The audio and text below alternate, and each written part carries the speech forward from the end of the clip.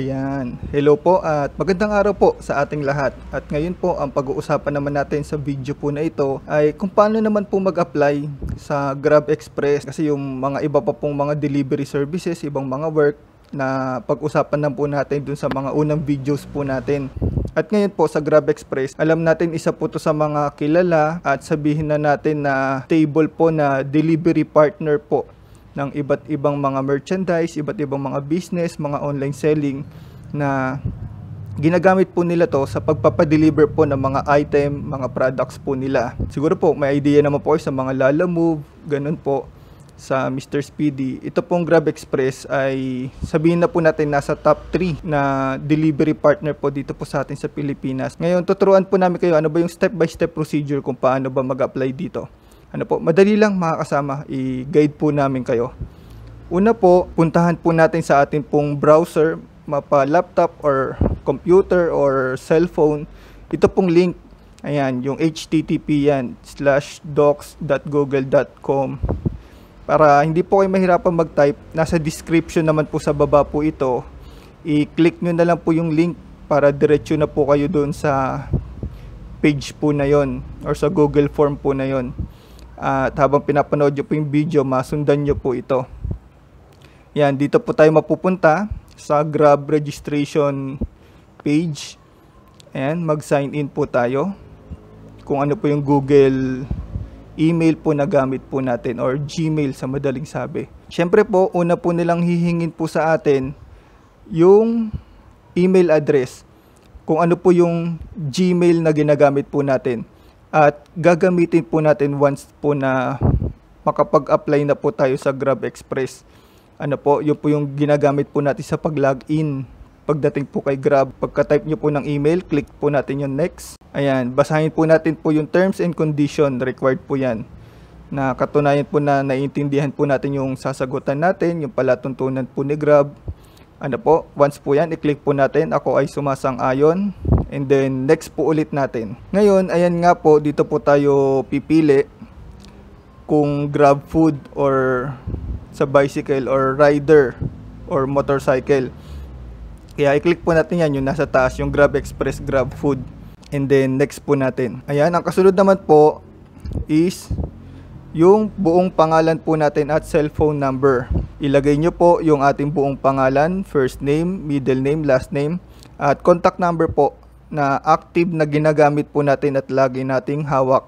Dahil after po natin mag-apply, mamaya pag natapos natin ito, doon sila sa number na yan magte-text sa atin ng confirmation na na-approve na nila yung mga requirements natin, yung mga information na pinasa. Diyan din po sila magsisend ng link sa atin ng training and orientation. Kaya i-double check nyo po yan para hindi po tayo magkamali. And then, i-next po natin. Ang kasunod po, yung license number. Ayan, kung ano ba yung lisensya po natin. Pag motor po kasi dapat po pro. Ayan, mandatory pala, nakalagay. Mandatory po is professional driver's license. Kaya ilagay po natin sa taas yung license number po natin. Tapos sa baba, yung requirements checklist na ire-ready po natin. Kaya i-yes po natin lahat yan sa ngayon. Para pag tinext po nila tayo, hawak na po natin yung mga yan. Meron na po tayo. Professional driver's license.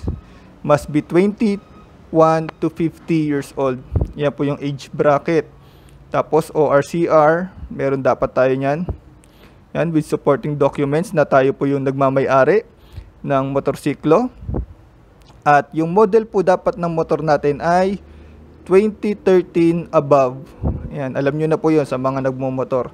Tapos dapat rin 100 to 155 cc. Yan, displacement po.